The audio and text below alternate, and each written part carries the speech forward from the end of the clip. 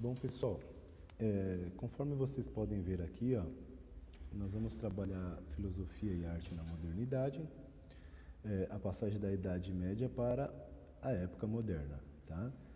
Essa transição vai ser extremamente importante porque nós vamos ter pontos para haver essa mudança da Idade Moderna, da Idade Média para a Idade Moderna. Primeiro ponto, o comércio vai ressurgir dentro da Europa, tá?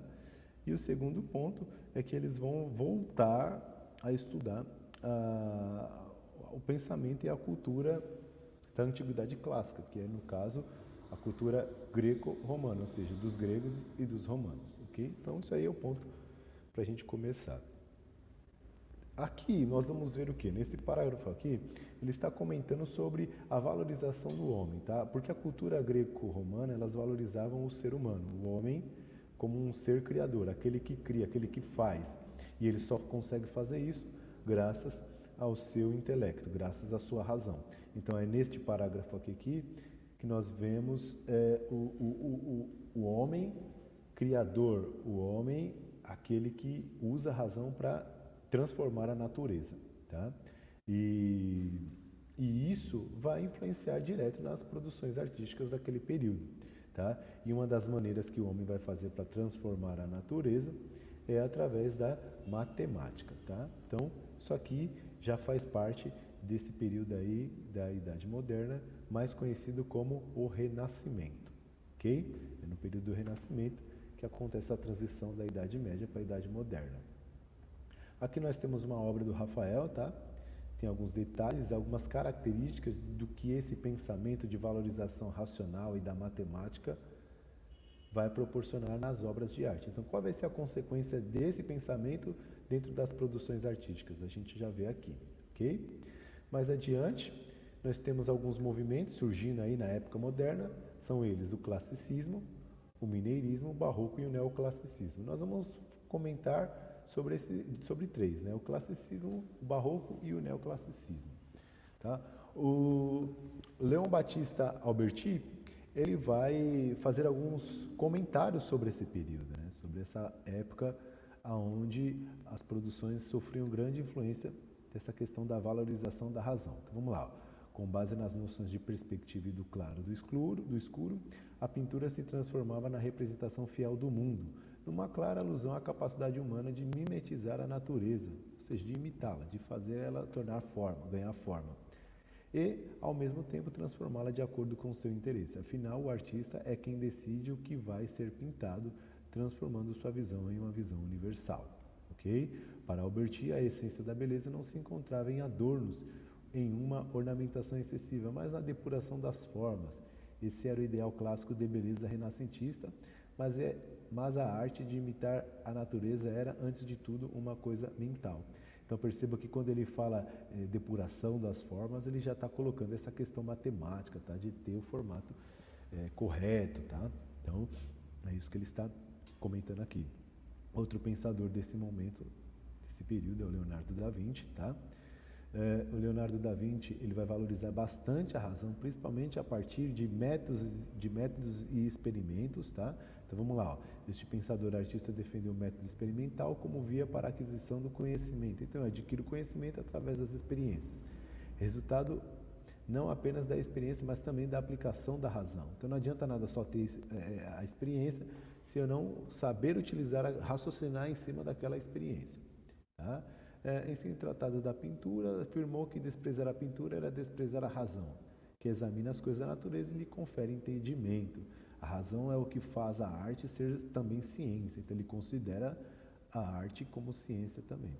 Se essa arte é fruto da natureza, também é da razão humana. A natureza criada por Deus é recriada na arte pelo homem, em sua capacidade de reflexão e medida da razão.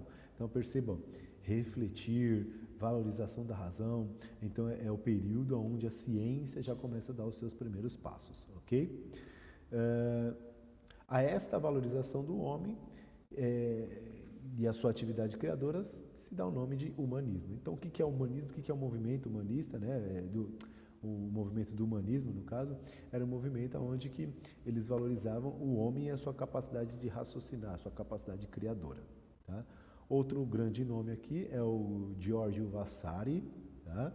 Ele vai fazer uma espécie de analogia das produções artísticas, que no século XIV a pintura era um pouco mais rústicas, tá? Umas pinturas que não tinham tantos detalhes, tantos ornamentos.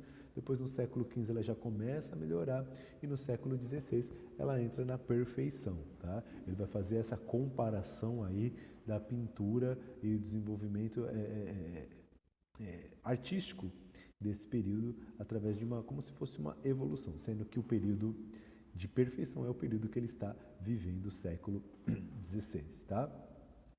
Vamos pegar só essa aqui, ó.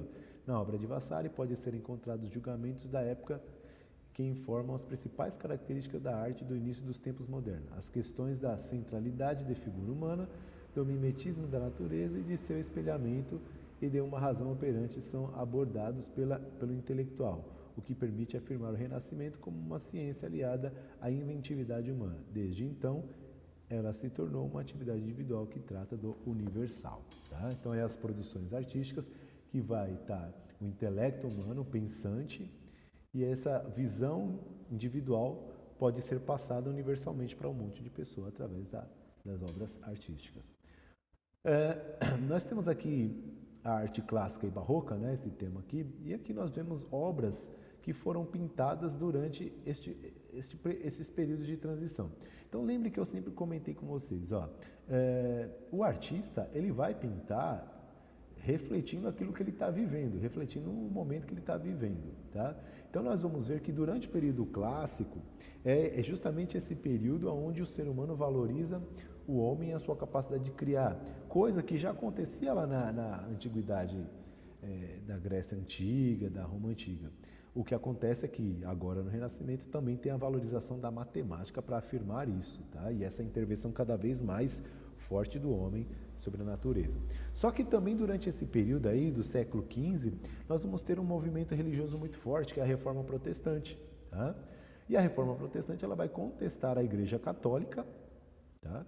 E isso também vai influenciar na obra dos artistas, tá? Como vocês podem ver, o Barroco é um exemplo disso. Ele vai exagerar naquilo que o classicismo propunha, que era desenhar em formas, fazer esse lance do claro e do escuro, tá? Já no período barroco eles exageram isso, tá? Ele deixa bem dramáticas as pinturas do período barroco, justamente devido à influência religiosa que estava se passando naquele momento, que é o caso do protestantismo, ok? Para quem não sabe, o protestantismo é a crítica de Martinho Lutero, né, contra a Igreja Católica. E graças a isso nós vamos ter o desmembramento, né, de um novo ramo do cristianismo que vai dar origem ao que nós conhecemos hoje de igrejas evangélicas. Bom, eu vou ler essa parte para vocês verem a diferença do barroco, tá, e do classicismo. Em primeiro lugar, a arte renascentista era marcadamente uma procura por simetrias, por proporções e medidas que pudessem decodificar a natureza. Tal decodificação era possível porque o homem tinha em si a razão, uma capacidade especial de identificar medidas e suas relações. Lembremos como exemplo a conhecida tela de Rafael Sanzio, Escola de Atenas. Ele mostra a arte clássica de maneira clara, porque nela estão apresentadas em termos plásticos as noções de tridimensionalidade, tá? Num jogo de claro e escuro e de geometrizações. Acrescente-se que Pitágoras e Euclides aparecem na parte inferior da pintura como informando ser a obra estruturada em um sólido alicerce matemático. O mais significativo é a apresentação pictórica de Platão e Aristóteles lado a lado e no centro da pintura. A obra de Rafael é um tributo ao pensamento antigo grego, ou seja, clássico, tá? Então, Rafael pertence ao pensamento clássico das produções artísticas. Já a arte barroca provém da radicalização dos elementos renascentistas, exaltando o exacerbamento tenso, dramático dos postulados estruturantes da arte clássica. O contexto é a de fricção entre o racional e o emotivo, entre a razão e a fé, conjugando a ciência e a mística religiosa. A reforma e a contra-reforma balizaram a produção barroca, tá? Então, a produção barroca ela tem forte influência no protestantismo. Tá? Aqui nós temos a arte neoclássica, tá? A arte neoclássica, ela vai ser, quando a Europa passa por essas tensões religiosas, vai ter um momento que ela vai se acalmar. E é nesse momento que ela se acalma que os artistas vão começar a produzir as suas obras de artes mais voltado para aquilo que era o clássico, tá? Por isso que recebe o nome neoclássico. Por que neoclássico? Porque vai ser os padrões clássicos que a gente citou aqui em cima, ó, nessa parte, só que em um outro contexto. Que contexto? Um contexto onde não tem mais esses conflitos religiosos, um conflito de amenização, um conflito onde os reis já são absolutos e a burguesia começa a ganhar, está cada vez mais forte na Europa, ok? Um dos ápices desse movimento é o iluminismo, tá? A filosofia iluminista repercutiu no âmbito das artes, pois importantes artistas do século XVIII e início do século XIX assumiram o papel de anunciadores do novo mundo, da revolução e da vitória da humanidade sobre as superstições. Então vamos lembrar uma coisa que é importante: o iluminismo ele rompe com as ideias religiosas, tá? Ele é totalmente contra esses valores aí religiosos sobre o indivíduo, tá? Então, essas superstições e por aí vai são vencidas pela ideia de progresso e ciência racional que vem do iluminismo. E isso vai refletir na obra de arte, com os cálculos matemáticos, com os detalhes extremamente técnicos, ok? Então, como vocês podem ver aqui.